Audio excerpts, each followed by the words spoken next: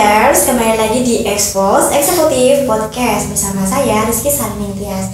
Nah, di episode kali ini kita masih berbincang tentang dunia BMKM Untidar 2021, khususnya untuk hari ini di bidang sospol. Bidang sospol itu ada beberapa departemen ya. Nah, hari ini yang akan kita bahas adalah Departemen Kastrat, dan sekarang sudah ada narasumbernya nih langsung dari Ketua Departemen Kastrat. Ini dia Mas Beni. Halo Mas Beni, apa kabar? Alhamdulillah baik sekali. Alhamdulillah baik. Nah, sekarang ini aku penasaran sebenarnya kamu itu siapa? Kamu siapa dan kamu itu berperan sebagai apa ini di BMKM Untidar 2021? Jadi mungkin pertama perkenalan dulu aja ya. Silakan. Aku Beni Wahyu Widioko, asli Magelang.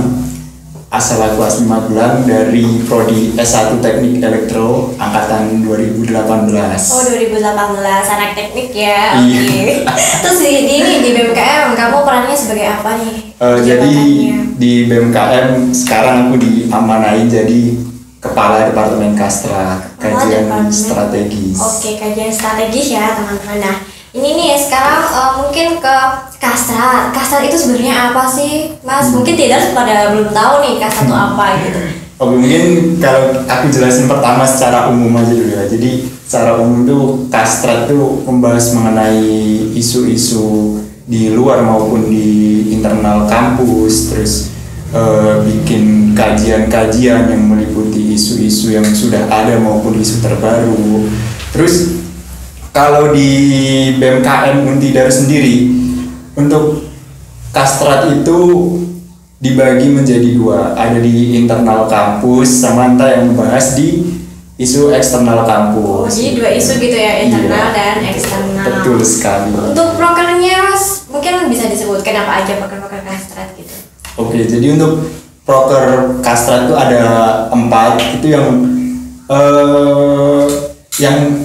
inti lah, yang inti itu ada 2, itu webinar sama aksi kamisan gitu. Webinar dan aksi kamisan. Webinarnya itu webinar apa, Mas? Berarti ada hubungannya dengan kajiannya juga atau bagaimana? Iya, jadi tema dari webinar itu ngangkat dari isu yang udah dibikin. Itu isunya tentang rencana undang-undang penghapusan kekerasan seksual.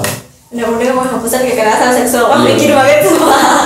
Ini harus bikin dulu buat acara gitu. Iya. Untuk webinarnya itu berarti pelaksanaannya sekitaran bulan apa toh? Sekitar bulan Juli. Bulan Juli besok ya? Iya. Oh, oke. Untuk sasarannya seluruh mahasiswa se-Indonesia atau Untidar aja tuh? Mungkin untuk lokalan di sekitar Magelang, kalau bisa ke ranah umum ke seluruh mahasiswa Indonesia juga bisa, tapi yang lebih difokuskan ke mahasiswa Untidar sendiri. Di Untidar sendiri. Iya. Nah, tunggu ya teman-teman, nanti bakal ada webinarnya itu dari Iya, betul, Kastrat. betul. Kemudian tadi katanya ada itu ya, aksi kamisan. Iya, Itu betul. bukan yang di Jakarta itu ya, Mas? Sebenarnya aksi kamisan tuh merata di seluruh Indonesia ada. Oh gitu. Iya. Tapi itu sebenarnya apa sih tujuan aksi kamisan dan kenapa ada aksi kamisan gitu? Oke. Jadi tujuan dari aksi kamisan ini untuk mengingat korban-korban tragedi Semanggi pada tahun 98 kalau nggak salah, tuh aku sedikit lupa, dan itu yang mempelopori pertama itu salah satu orang tua dari korban tragedi Semanggi itu, yang sampai sekarang kasusnya belum diusut. Belum diusut Iya. gitu. Jadi orang tuanya masih belum bisa terima gitu Iya, ya. betul. Dan sampai sekarang masih terjadi aksi itu. Iya. Gitu. Nah, yang diambil oleh anak-anak Kastrat itu membantu aksi kamisan itu atau bagaimana? Ya, sebagian membantu buat ngingetin teman-teman yang lain juga, terus buat ngingetin teman-teman yang lain bahwa pada dahulunya pernah ada pelanggaran kayak gitu. Iya, karena memang belum terselesaikan gitu ya Nah, sampai betul. sekarang, dan jangan pernah dilupakan gitu Nah. apa yang terjadi gitu. Betul sekali. Mungkin sekarang aku tanya itu sih, Kastrat sekarang itu mungkin lagi ngaji sesuatu isu sekarang itu apa tuh yang sedang dikaji gitu sama anak-anak Kastratnya BMKM? Oke.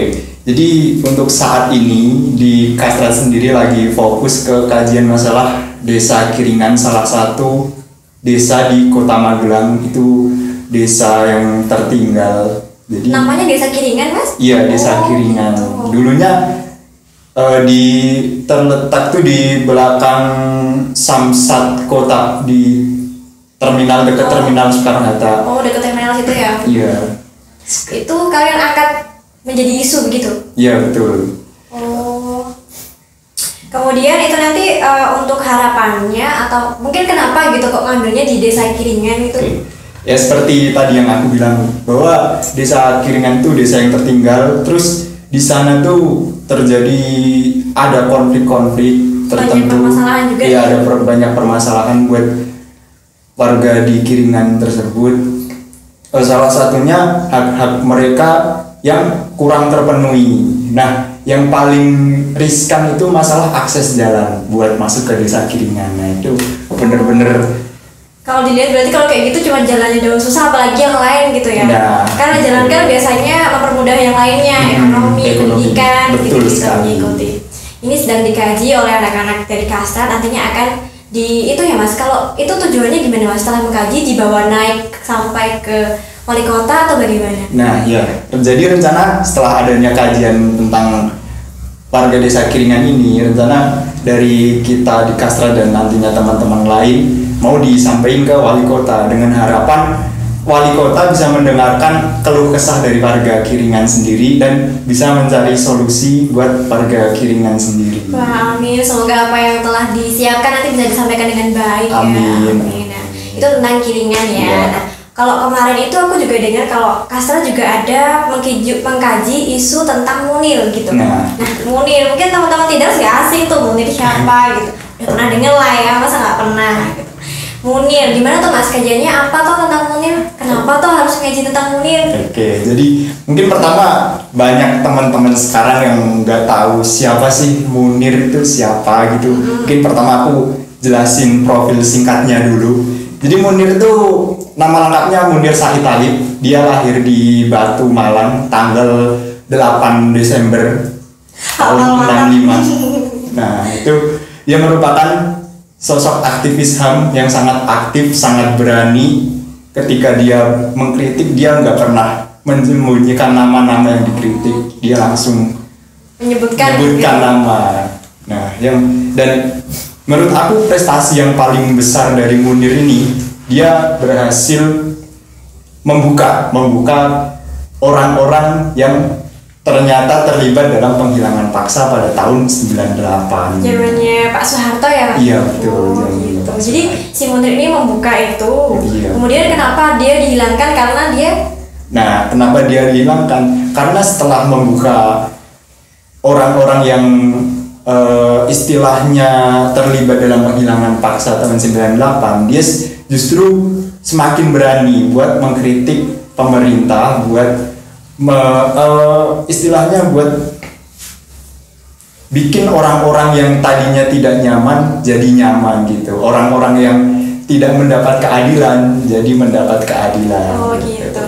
Karena dia sudah berani seperti itu, maka dia dihilangkan. Betul gitu. sekali. Dan di sini teman-teman dari Kastrat mengkaji isu Munir supaya tidak hilang gitu. Nah, maksudnya tujuannya sebenarnya buat ngingetin teman-teman yang lain biar yang diambil tuh bukan Munirnya tapi keberaniannya. Iya. Keberaniannya membuka atau ya istilahnya mengkaji dulu gitu ya. Dan itu juga tidak boleh dilupakan teman-teman tidak, karena bagian dari sejarah juga ya. Betul sekali. Mungkin nanti untuk generasi selanjutnya juga harus bahas tentang Munir lagi. Nah, harapannya seperti itu biar teman-teman tuh selalu ingat keberaniannya gitu ya. Keberanian keberaniannya harus ditiru gitu ya. Nah terus ini nih aku tuh sering tau dengar, berarti kan Kastrat bagian dari sospol, sosial politik gitu. Kalau di dalam organisasi khususnya tingkat BMKM universitas itu biasanya ada desis-desis yang bilang kalau Kastrat sospol itu adalah ujung tombak pergerakan atau wajah pertamanya BMKM itu adalah sospol. Itu sebenarnya kenapa sih Mas? Oke.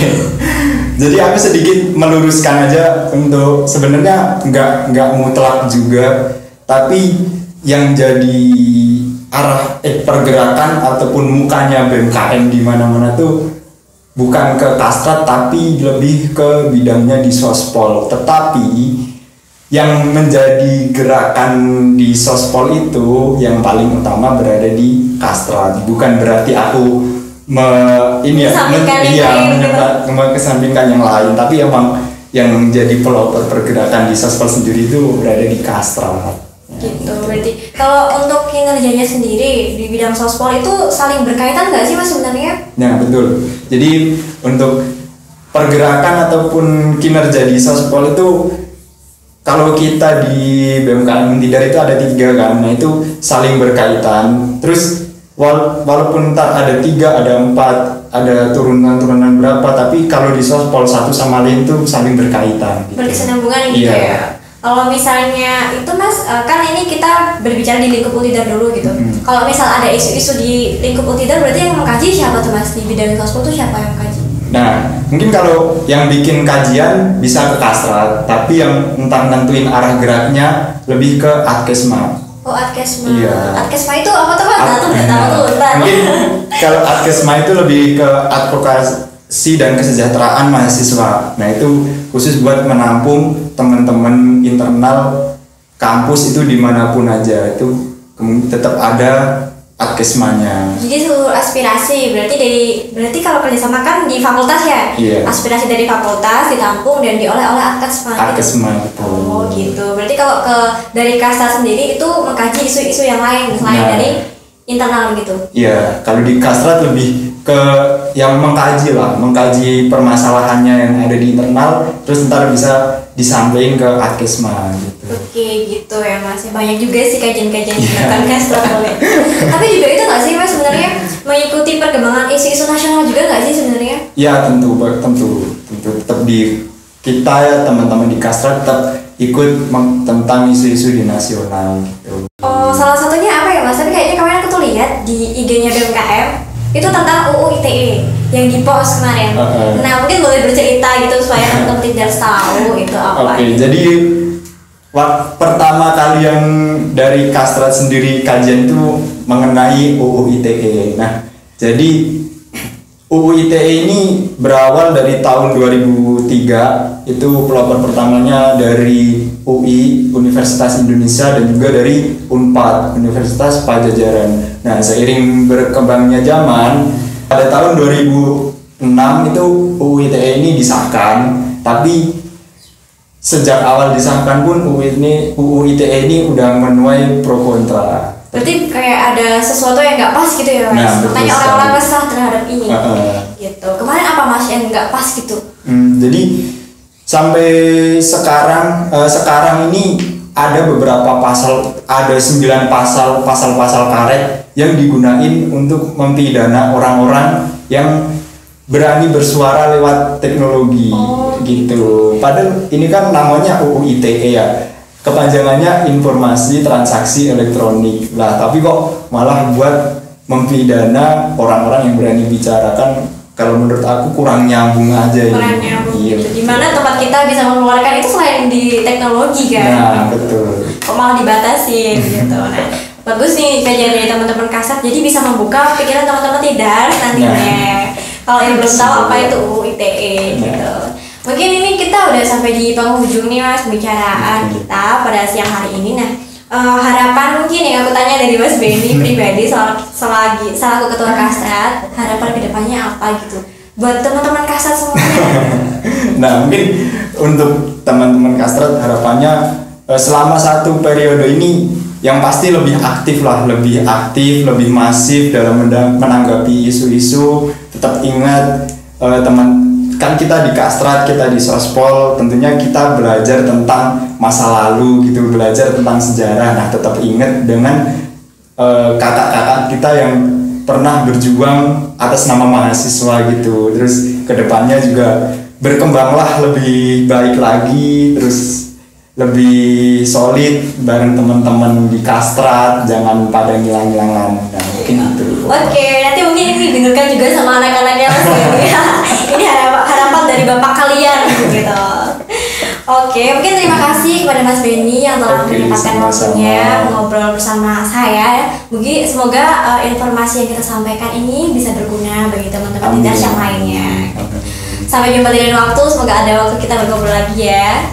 Oke teman-teman Tidar, terima kasih yang telah menyaksikan kami. Dan jangan lupa like, comment, and subscribe YouTube kita BMKM Untidar. Tetap saksikan Expose Eksekutif Podcast di episode berikutnya. Saya Sari undur diri, bye. Dadah. Eh.